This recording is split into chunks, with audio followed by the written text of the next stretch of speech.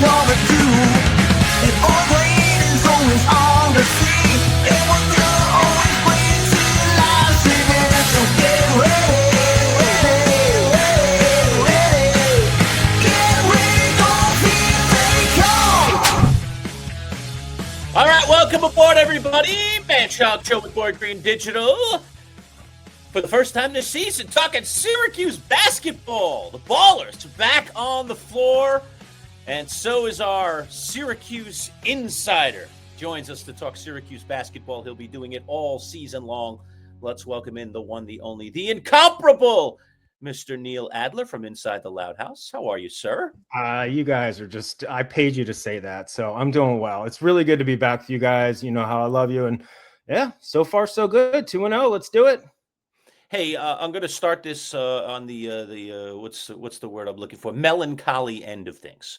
Oh, so, okay. Neil, we have not talked to you since my radio retirement. All right, retiring from radio and moving into the digital world. I don't really believe it ultimately is a retirement. I mean, yes, I'm not doing local radio anymore. We now are doing a digital show, but we're covering a lot of the same things, and we're having the same old You're fun. still We're here, having man. A lot You're of the still same here. conversations with the same guests and everything. Yeah. But I know my partner Paul went out of his way to find people and to ask them to say a nice thing or two. And I just wanted to thank you for your kind words.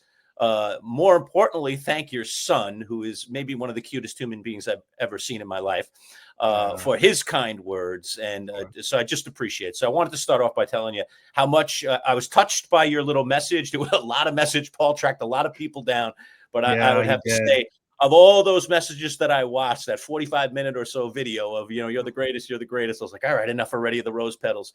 I was particularly moved by you and your son. So thank you very much for those very, very kind words. Oh, well, like I said, I've known Paul for over a decade, and obviously you and I have gotten to know each other a bit, and I consider you all friends, and I appreciate you having me on. And yeah, we rehearsed that message at least 15 times. Actually, Caitlin kept getting it right, and I kept getting it wrong, which is why I ended up as a newspaper reporter and not a broadcaster. It wasn't in the cards for me. But no, hey, listen, you might not be on the radio per se, but you're right here talking sports, and you're a great dude, and I'm happy to be here. I'm honored. It's always been a blessing to talk as well. All right. Tell Keith we're going to be loading up the Duran for you every week too. So we'll probably go intro into Duran for you every week. So we'll have to make that work. yeah, we're gonna have to work on that. Man. It's not like a prerequisite. It's certainly appreciated, and I don't know how we even got into that, but yeah, it's beautiful.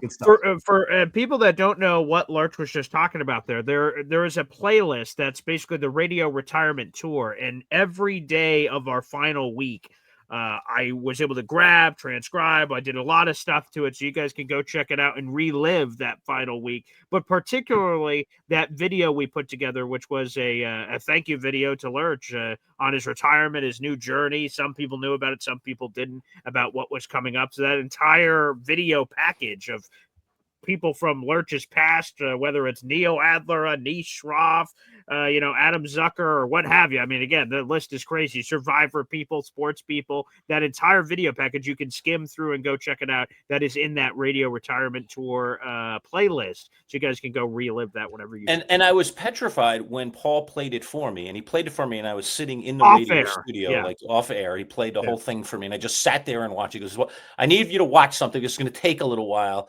Do you have? And I was like, yeah, sure. Where else am I going? I'm done with it. He's more available now than he ever was. So I sat down and I watched it from pillar to post. It was about 45 minutes. And I was petrified because I'm recognizing every person, okay, this person, I'm recognizing people, and most people are doing a great job of identifying themselves. So even if I was like, it's somebody I haven't seen in a really long time, they're saying something, they're either saying something that makes it obvious, or they're saying their name or something, all right. There's one guy, I'm not naming him. We're not naming names, Paul. So we're not naming names. But there was one person in the video who I didn't recognize, and Paul saw it on my face. I was like, who is that? I'm like, and I couldn't believe it. I'm like, so recognize this person. I can't place them. They were out of place. I haven't seen them in a while. Right.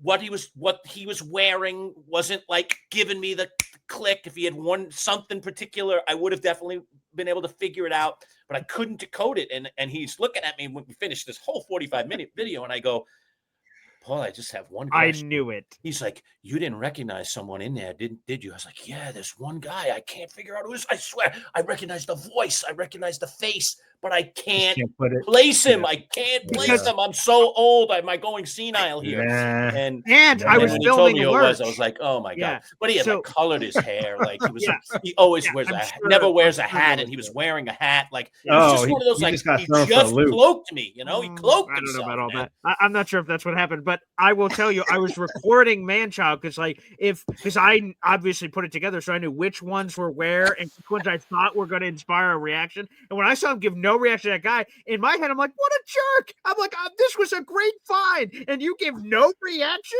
nothing, not like, because a few times, right? He looked at you, Neil, and your son, and he went, oh.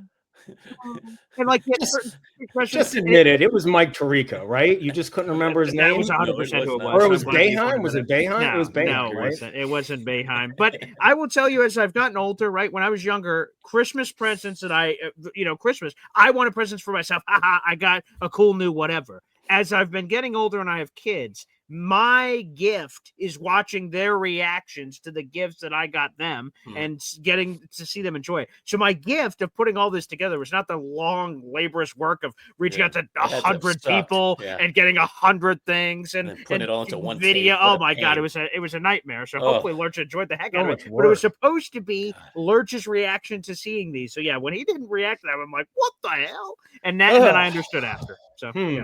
Okay. Someday when I'm on the mountaintop with that individual, I will tell that individual. Oh, boy. It's like dark, a deep dirty throat situation. I do not think they're going to Just, take you it know. well, but yeah. Okay. He's All a good right. guy. He will take it well. He's a good guy. But Well, but I mean, to be just- fair, man. Jim, you've been doing this for how many decades?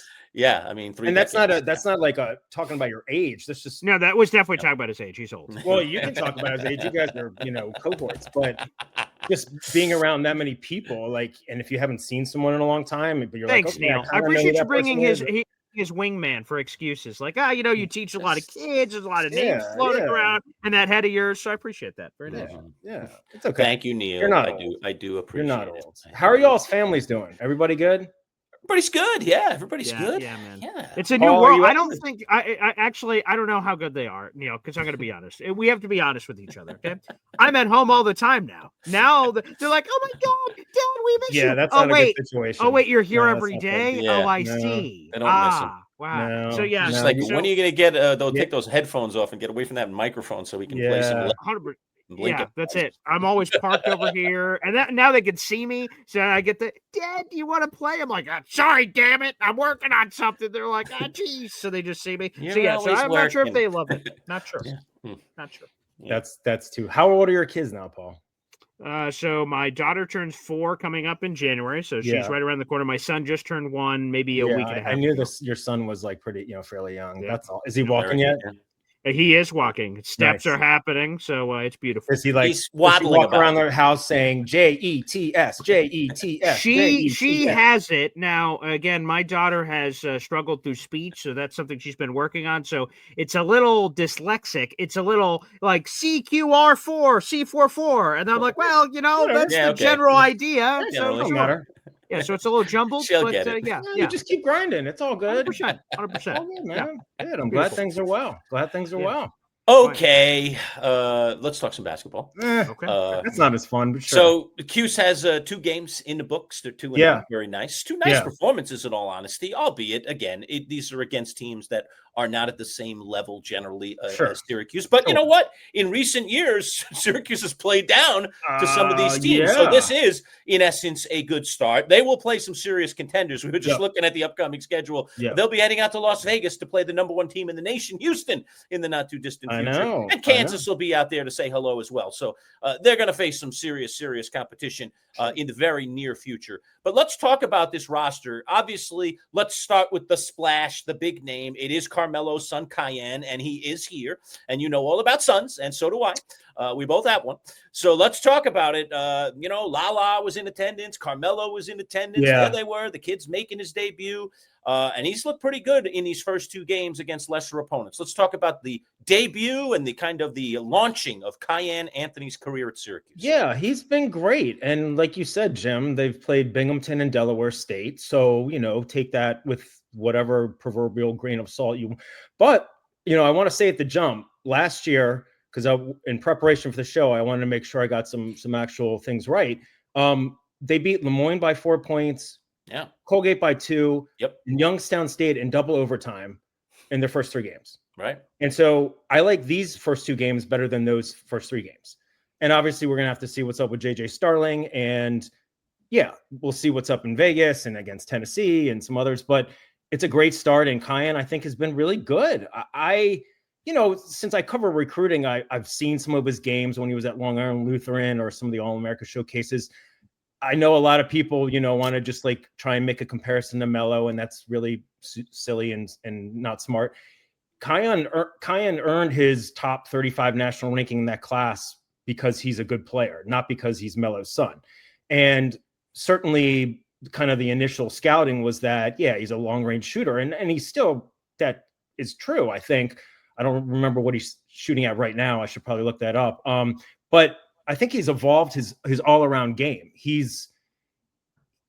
can score in the mid-range. He can get to the rim. I think he's underrated as an athlete, as a rebounder. 43%, by the way. 66 from the field, 43 from 3.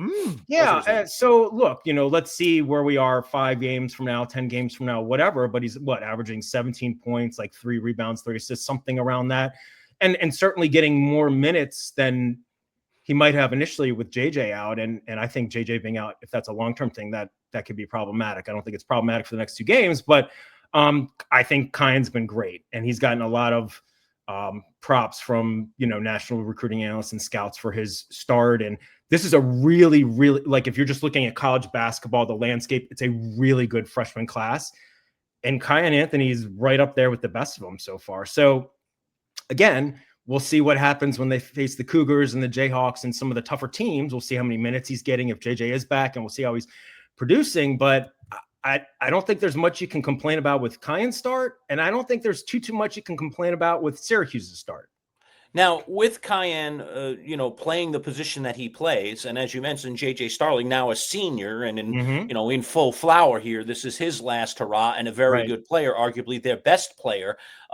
They have started with Kiyan coming off the bench. Now he was in the starting lineup this past game because of JJ not being in the lineup. Right. One would expect, Neil, that he's going to continue to come off the bench because of the position he plays? Or is there another way to shuffle this deck if indeed the kid keeps playing inspired ball? Because through 2 games, it looks pretty darn good. He does. And I think that if, assuming JJ comes back sooner rather than later and he's fully healthy and he's producing at the level we think he can, maybe getting his shooting percentages up a little bit too, I don't think you can not start JJ. Did I say that right? Was that the double negative? I think you did. He's a senior. He was averaged 18 a game almost last year. He's a veteran of this team. And I don't say you have to start people just based on what class they're in, but I think he's earned that. My whole thing, and I was talking with someone else about this last week, I feel like Kiyan, if he keeps doing what he's doing, maybe he could shift to the 3. And that would obviously mean Nate Kings isn't in the starting lineup. And Kings came to Syracuse, as you guys know, having shot over 44% from 3 on high volume last year at Oregon State. He's not shooting well this year, but I think he can do things beyond just shoot. But I mean, if Kiyan's shooting well from the perimeter and doing other things, he's, I think, 6'5". So, it's kind of like positionless basketball, so to speak. He's kind of like a 2/3. I don't also really care that much about who starts. I care about who's playing in crunch time. Sure. And so Kiyan Anthony, if he keeps playing the way he's playing, and he is a long distance threat, but he's doing other things as well, he's going to be playing at the end of the games. But it's fascinating because this team, again, it's only been 2 games. They came into the season with 13 scholarship players. 2 of them are returning. And so you got 5 freshmen and then 6 transfers. And, how Autry kind of divvies up the minutes longer term, as he shrinks his rotation will be interesting. But clearly, Kiyan's going to be, if he's not starting, going to be one of the first guys off the bench. I feel like it would be him, Sadiq White, and Tyler Betsy would be the first 3. But we'll see how William Kyle's doing at center, and if Donnie could potentially play some center as well. And they got knock on wood that they don't have the injury bug too much this year. They got some nice pieces. We'll just we'll have to see, but I really like Kiyan's start. I really do. Again, we're speaking with Neil Adler here, InsideTheLoudhouse.com here on the program. Neil, let's take a step back here. Syracuse hasn't been to the tournament since 2020, 2021, that season, right, a bunch of years ago.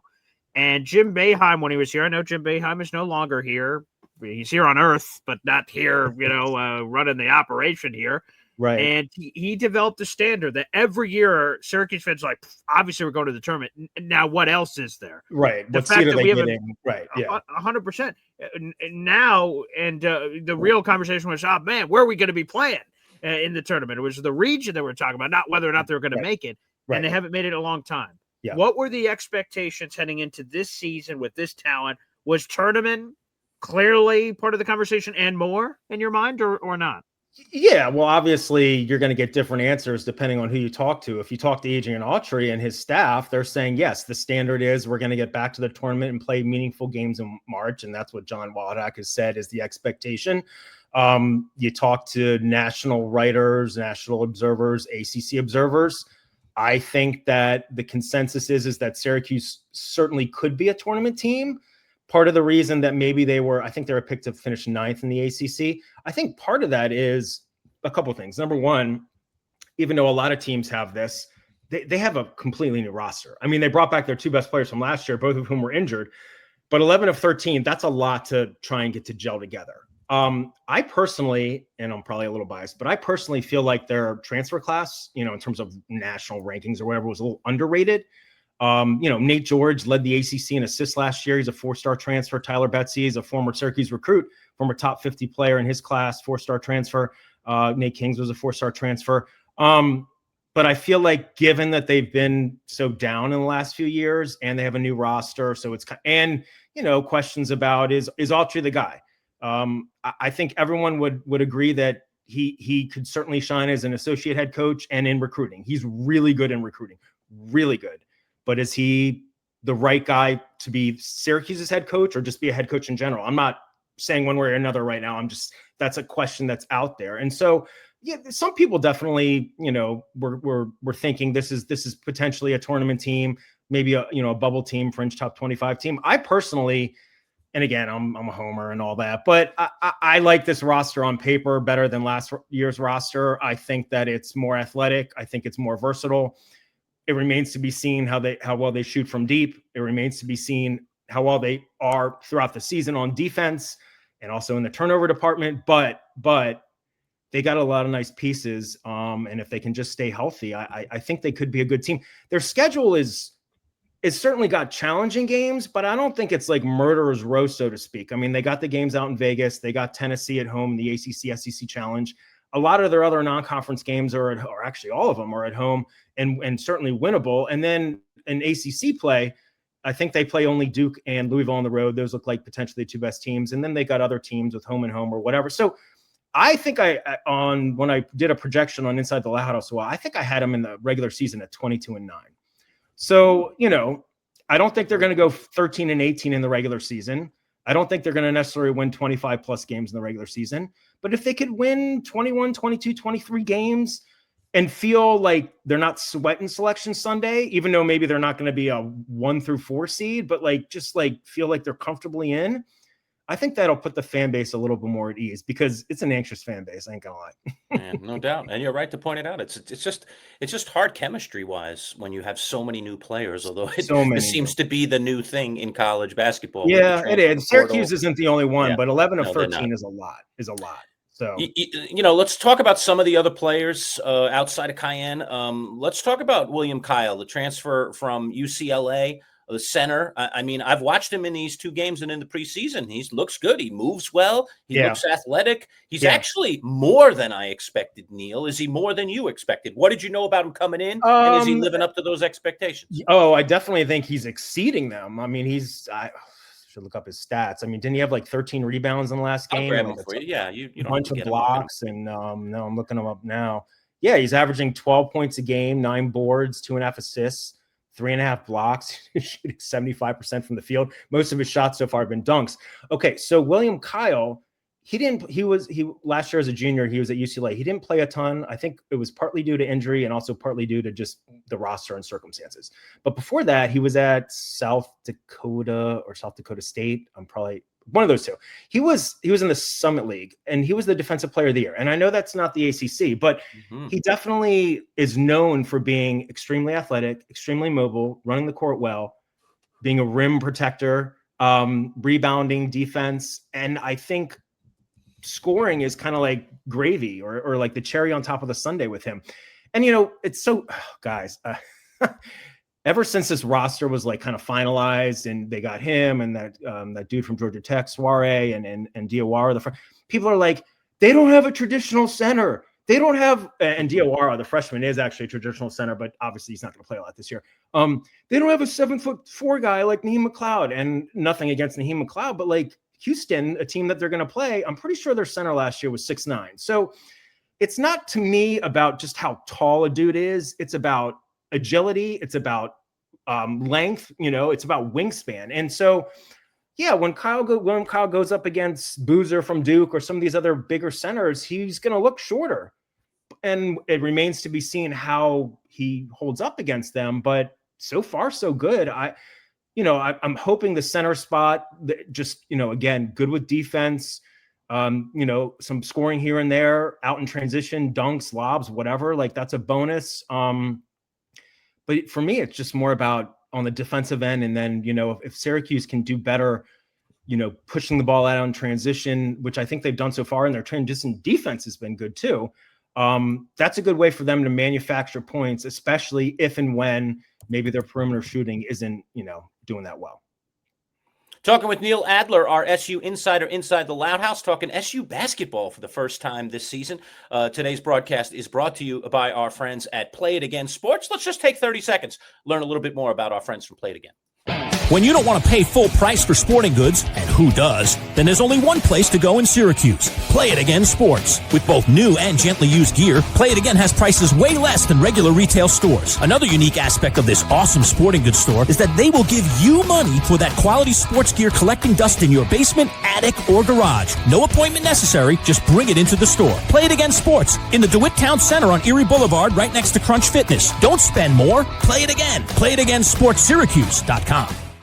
All right, we're chatting about Syracuse basketball inside the orange with our buddy Neil Adler from Inside the Loud House. It's the Manchild Show with Boyd Green Digital. If you got a second, pop that subscribe button right now. If you become one of our first 500 subscribers, and we're running out of spots, you can win yourself a brand new, okay, Neil, check this out. I don't know if you're a golfer. Brand new driver, baby. It's a Cleveland High Bore XL. Head cover still on this puppy. Take off the head cover. Look at this baby. Still in the plastic. Has not been hit. Gorgeous, gorgeous club. It's a $400 retail value, and we're giving it away just to one of our first 500 subscribers. So all you got to do is click on that link and hit subscribe. It's right there on your screen. Super easy. Cost you. Why are you giving that away? Why don't you take that for yourself? That thing was We're good. very cool people. We're very cool Yeah, people. that's true. We like to reward our wonderful little There you go. community. That looks Slowly very but fancy. surely. I'm not a huge golfer. My son got into a little bit last year, not as much this year. So we have clubs for him. I'm easily one of the 5 worst golfers in the history of mankind. You know how expensive clubs are, Hey, man. So, getting anything for free in golf is fantastic. Well, I bet if you get that club, Neil, it could take you from the worst 5 to maybe, a 10. Maybe you could Yeah, it expand could it out a definitely little elevate bit. me for sure. Oh yeah, 100%. Yeah, anything will help me. Yeah, but that's Well- great stuff. And that ad, were you guys in that ad? Did I see that? We were. Yeah. You guys are like We're all over town. celebrities now. We're all You're over like town. ads. Now You that got, we're- Now that I'm retired, we're all over town. 100%. I'm Kissing glad. babies, rubbing elbows. It's Yeah, unbelievable. I'm going to be honest. I'm glad that we even had time for this interview, Neil, because we had an yeah, autograph like, session. no, when I got signing your just text over about there. setting this up, I was like doing like cartwheels. I was like, they still like me. They still like me. That's for sure. We certainly do. You know, someone else we still like, Neil, is Donnie Freeman. Now, I'm going to be Heck honest. yeah. I wasn't sure that he was going to return. Mhm. We heard all the Yeah. NBA draft whispers. He Right. gets hurt, and we Right. saw who was that? Chris McCullough, who again came in. We were Yeah. all, oh yeah, Coffee. Chris McCullough, 9 and then he games, gets right? hurt. And then he skips out as a Yeah. first-round pick. He God bless was. him. Brooklyn? But, like, Yeah. once something like that happens, you have those scars forever. So when this situation presented itself last year, I'm like, man, Donnie's out of here. There's all this buzz about him. He chose to come back even despite the injury. And obviously, he very early on has been a straw that stirs the drink for this team. Give us anything you can on the decision. Was it much of a decision for Donnie that he like a question whether or not he was coming back or not? And obviously what he's bringing to the team this year. Yeah, I mean, when his injury happened, and obviously fans always want as much information from SU Athletics about injuries and are often disappointed. And we could talk about that probably for a whole show. But I get it. There are, HIPAA laws and all that stuff. I didn't think he was going to go to the NBA draft because even though he played in 14 games and was averaging like 13 and 7. He looked good. He definitely needed to work on the defensive end like everyone else on the team. I also didn't think he was transferring. And I know a lot of people on social media think they know everything. And I'm not sitting here saying I know everything, but he's very close with the staff. I mean, this is a DC guy, a team takeover guy, kind of like the guy they're recruiting right now, Jordan Smith Jr. I'm not saying they're going to get him, but they're, very close. So I obviously you got to think about NIL and rev share and all that. And I'm sure, retaining JJ and Donnie was huge. They're the two best players last year. If you're asking me the two guys I wanted back, it was them. Right. No disrespect to the rest of the guys on the roster, but Donnie's been great. He's averaging 20 points a game, something like that, 20 plus. He's ferocious. He's athletic. He's like him and William Kyle. They could be like, it's like my son Kathan is all about the Houston Cougars from the 80s, Phi Slamma Jamma. I mean, these dudes can like get above the rim. Like they really can. Like I've made jokes like, oh, William Kyle, can he like dunk on like a 14-foot rim? I mean, so anyway, in terms of Donnie, I mean, we'll see, how he holds up with the rest of the team defensively. And, I think he can hit a 3-pointer here and there, but his best work is certainly in the interior and on the defensive end, rebounding and out in transition. This is just a really athletic team. And I really hope they continue to push the ball up the court and get points that way. And knock on wood, Donnie plays more than 14 games. I don't know if he'll end up being their best player because I don't know if it'll be JJ or who will be, but I think Donnie could be their most important player. But then again, I can also make that case for William Kyle, the third, because the center spot's been kind of rough for Syracuse in recent years. And, William Kyle's got a lot of promise, but, we got to see how he holds up against some of these beefier centers. But Donnie's looked great. There's not much to complain about with him so far. He's looked awesome. Now, Syracuse has also had issues in recent years. At the point, got to have your forward general. Talk to us about Nathan George. What kind of general can he be?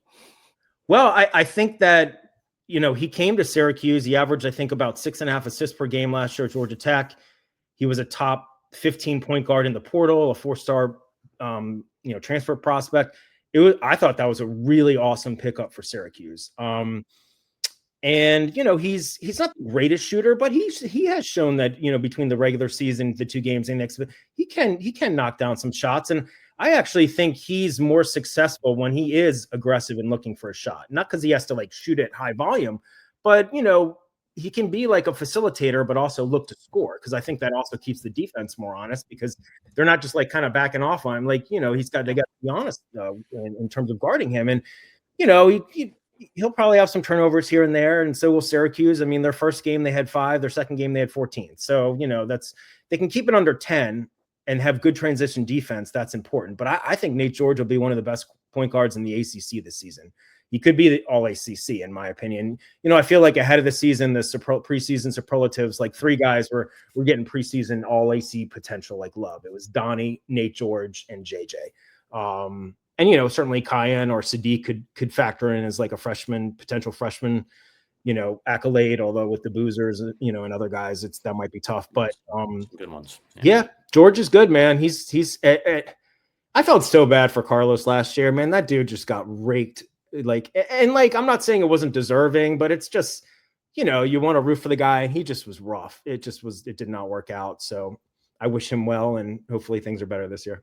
All right, what about Sadiq? You mentioned Sadiq White. Yeah, Sadiq, he was a top 30 guy. He was a top 30 guy from Charlotte, played his senior year at IMG, which is where Donnie played and other Syracuse guys have played in the past.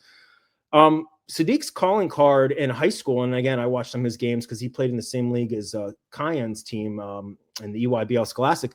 is defense. I mean, I think there's some analysts and scouts that say maybe not the best defender in the 2025 class, but one of the best, like up there, like top 5.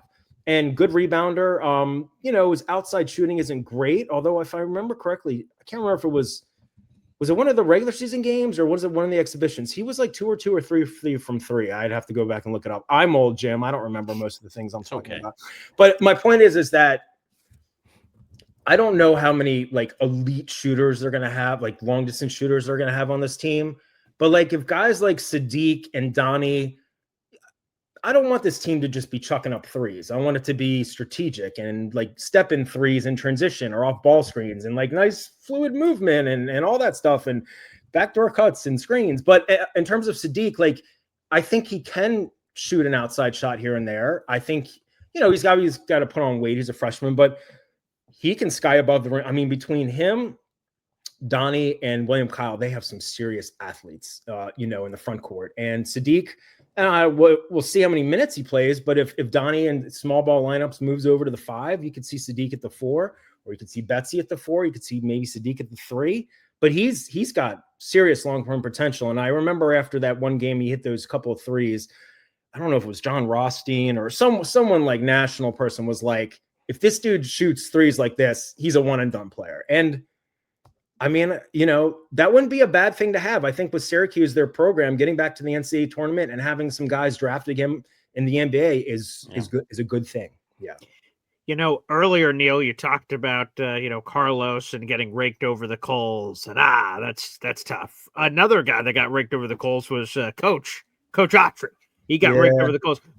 For those who are just enjoying these conversations for the very first time in our new video world, we've been doing radio interviews with Neil Adler for a long time. And we did them on a week-to-week basis this past Syracuse basketball season. And Neil, we spent a lot more time than I wish we would have, but hey, it is what it is on the job status of one Autry on a week-to-week basis. I ask you this, what are you looking for from Coach? What do you want to see from him on a week-to-week basis? Because coming off that season that there's a lot of heat and a lot of pressure of Syracuse to not only get back to the tournament, but also to see Coach in an impossible position, an unenviable position, perhaps, replacing a legend in Jim Boeheim.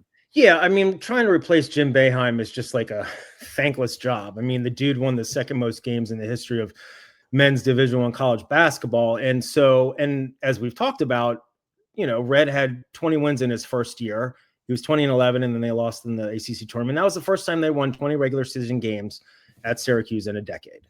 And so obviously that says something about how they've kind of taken, a little bit of a tumble since joining the ACC, but I thought he did a solid job. And those were Boeheim's recruits, so to speak. And then this past year, it was like the perfect storm of just like calamities, or I don't know how you would describe it. Like, I don't think they did that well in the portal. Alex Klein wasn't aboard. I think him being aboard for this portal class is better. They obviously had injuries to JJ and Donnie. I'm not making excuses. The team was terrible defensively. They got blown out way too many times, blah, blah, blah, blah, blah. In terms of Autry, you know what I'd like to see? And maybe this is because I'm an old school guy. I went to Syracuse in the mid to late 90s and just loved Jim Boeheim. I want to see Autry be like more demonstrative. You don't have to like swear all the time. Rip off his jacket. Rip off the jacket. Where's the worst call ever? Put the hands up in the air. Like, I love that stuff. No, I mean, like, I'm kind of kidding, but I'm not. Like, own this team. This is your team, dude. And like, he's talked about the standard, and he talked about after the second exhibition game against Pace, where they like played around, and it was kind of it was kind of ridiculous. And he said, I'm disappointed, and this is unacceptable. Yeah, like, light a fire under these dudes. And like, so far, and again, it's 2 games against Binghamton and Delaware State. They've blown both of those teams out. And last year they didn't do that. And frankly, they need to spring some upsets and, win games they're supposed to win. But also against these mid-major teams at home or wherever, like, they need to blow them out for metrics and net ratings and all that crap. But also just like the mindset, like, we're a good team and we're going to destroy you. So like, I just want to see, we'll have to see how Autry is in terms of, in-game substitutions and clock management and all those little X's and O's. And I'm not convinced he's the right guy for the job, but I'm also not convinced that he's the wrong guy for the job. And I have an affinity for the staff, because I'm an alum and I went to school at the same time at Allen Griffin. Like, but we'll see. But yeah, he needs to win games. And if they don't get to the NCAA tournament, the only way I think he would keep his job is if like they were the next team out, and they also like all the tough games they played, they were competitive in, like they didn't get blown out. They just needed like one more win, but if they played well and just lost to better teams, fine, so be it. But, they gotta get back to the tournament. And I sincerely hope, as we talk, my friends, over the course of the season, that it's not about Autry that much. Yeah, right. We'd prefer less conversations about. Yeah, I'm rooting for him. I want him to do well. Absolutely. Yeah. Maybe more about how successful his man-to-man defense has been. We are seeing plenty of man-to-man defense, so we're not seeing all that much of the zone. And I think we need to welcome that. That is the new era of Syracuse basketball, and a lot of people have been screaming from the rooftops to do it. So he's doing it. Is it going to work? We're going to find out.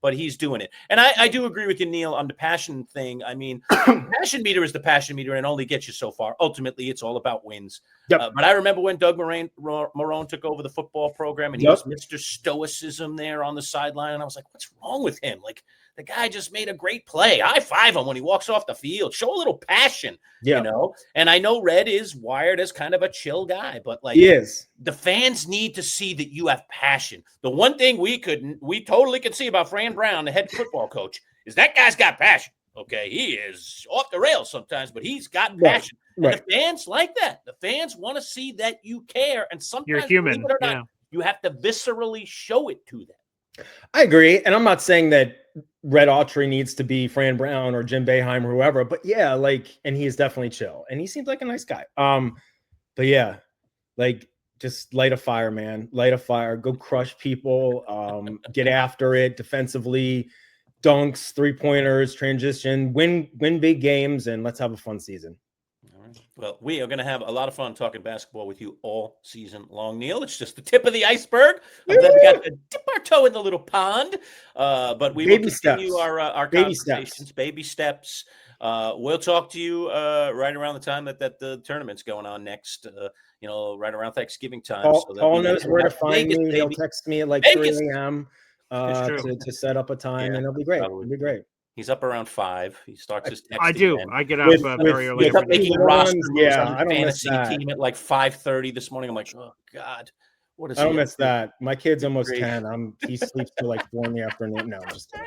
Yeah. So morning guy, we're here. Neil, before we get you out of here, please plug and promote. That's where I used to cut my teeth back in the day, and you've taken it to much greater heights than I could have ever dreamed of. Stop that is InsideTheLoudHouse.com. Bigger things, dude. You went on to bigger things. Hey, man, InsideTheLoudHouse.com. Love it for all kinds of Syracuse content. You've had great scoops. You've done something I've never touched anywhere near that, where you've broken a lot of some of these big stories. So, Neil, please give people an insight for what, especially our local audience here, InsideTheLoudHouse.com. If they go over to that website, what are they getting? Yeah, I mean, I focus, and we've got a couple other writers. We focus on Syracuse basketball and football and recruiting. And yeah, I do get some scoops, but I also plenty of times other people get scoops and I piggyback off their stuff. It's all good. But on our social media, I definitely like to promote all Syracuse sports. So I can't necessarily write about every single team and every single game, but I'll always put up results about the soccer team and the tennis team, the volleyball, because I'm a class of 2000 Syracuse Newhouse guy, and I love Syracuse sports. So it's InsideLoudHouse.com, and then the Twitter is LoudHouseFS. I'm at Damn Twin. Yeah, come hang out. It's all about just engagement, like having fun, and people telling me I'm a moron. That's the best part. I like that. Yeah. All right, Neil. Thank you as always, buddy. We'll see you in a couple. Thank you, guys. Take care.